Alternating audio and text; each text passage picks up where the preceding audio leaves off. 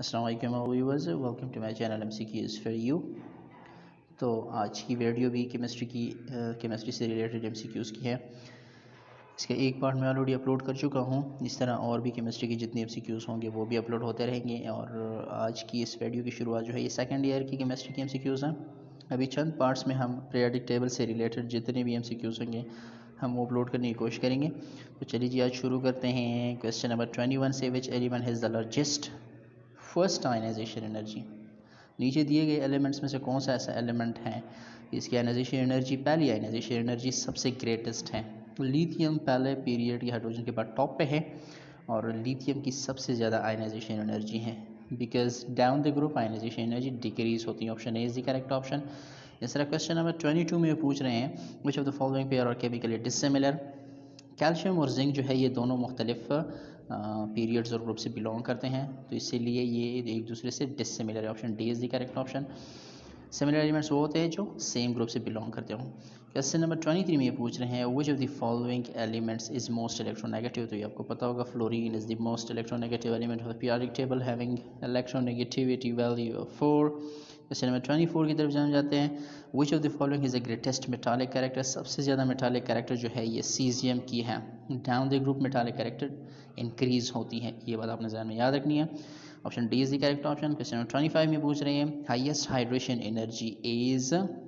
Hydration energy सबसे ज़्यादा है वो एल्यूमिनियम +3 की है। Option C is the correct answer.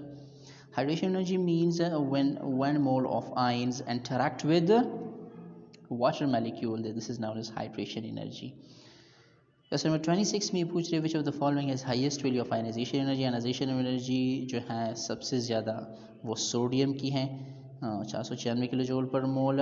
Option A is the correct option. इस तरह क्वेश्चन नंबर 27 में ये पूछ रहे हैं the valence shell electronic configuration of element है, इसकी electronic configuration S2 and P5 है, तो टोटल 7 हो गए। और लास्ट वैलेंस शेल की इलेक्ट्रोनेगेटिविटी ऑक्सीडेशन स्टेट अगर 7 हो तो ये ग्रुप 7 से बिलोंग करेगा। Option D is the correct option.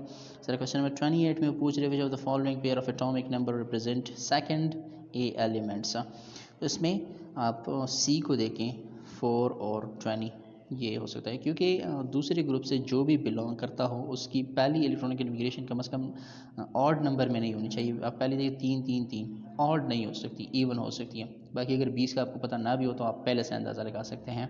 Sir question number 29 में पूछ रहे हैं among the following element the highest value of electron affinity. ये बात आपने याद रखनी है, फ्लोरीन मोस्ट इलेक्ट्रोनेगेटिव है जबकि पीरियोडिक टेबल में मोस्ट इलेक्ट्रॉन एफिनिटी वैल्यू जिसकी है वो क्लोरीन है।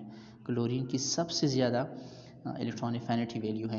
अभी आप यहाँ पे कंफ्यूज भी होंगे कि जब मोस्ट इलेक्ट्रोनेगेटिव क्लोरीन है तो मोस्ट इलेक्ट्रॉन एफिनिटी भी यही होना चाहिए, लेकिन नहीं, इनकी इलेक्ट्रॉनिक कन्फिग्रेशन की वजह से क्लोरीन जो है ये सबसे मोस्ट इलेक्ट्रो एफिनिटिव है। Option B is the correct option. Question number 30 में पूछ रहे force of attraction of an element on a shared paired electron. Shared paired electron जो फोर्स ऑफ अट्रैक्शन होती है उसको इलेक्ट्रोनेगेटिविटी कहते हैं। Option D is the correct option. इस तरह क्वेश्चन नंबर 21 में पूछ रहे alkali metals in each period have lowest ionization energy.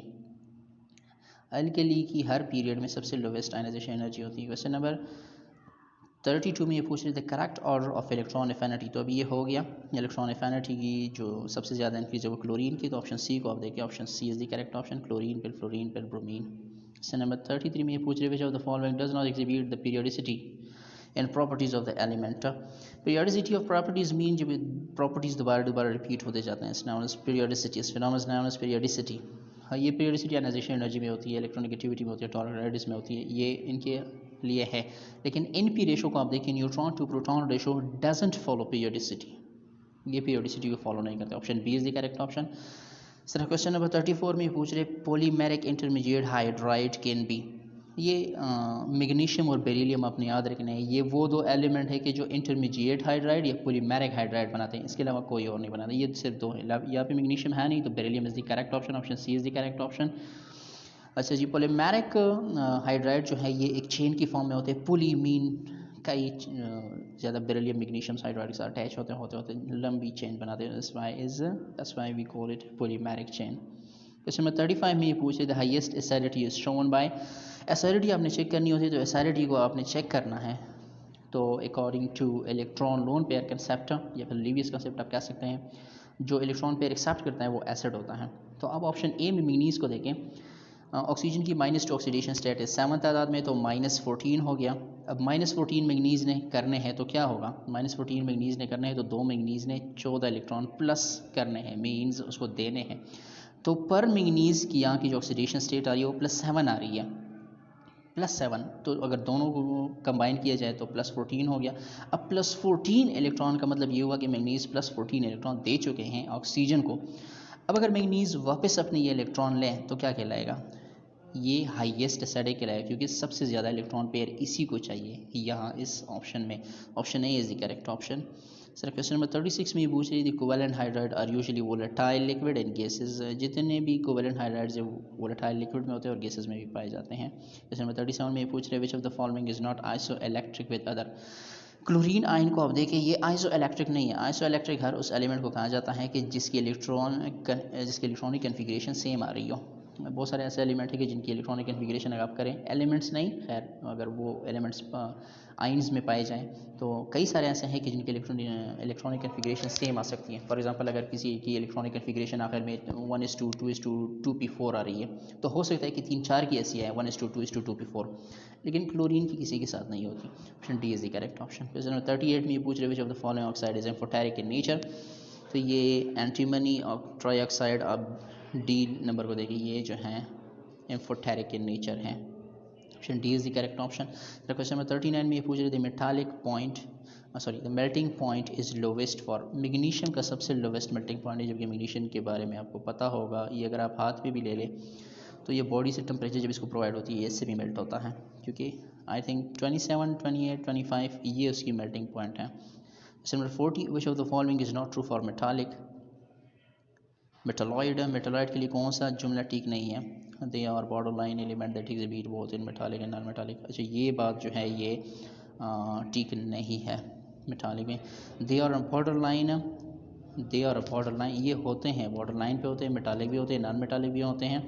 तो option A is the correct option. ऊपर कह रहे हैं कि कौन सा ट्रू नहीं है। अच्छा जी, क्वेश्चन नंबर 42 में ये पूछ रहे हैं विच electronic subshell in lanthanide is incompletely failed. तो इसमें ये जो 4F आपको दिखाई दे रहा है ये इनकम्प्लीटली या हाफ कम्प्लीटली फिल होता है।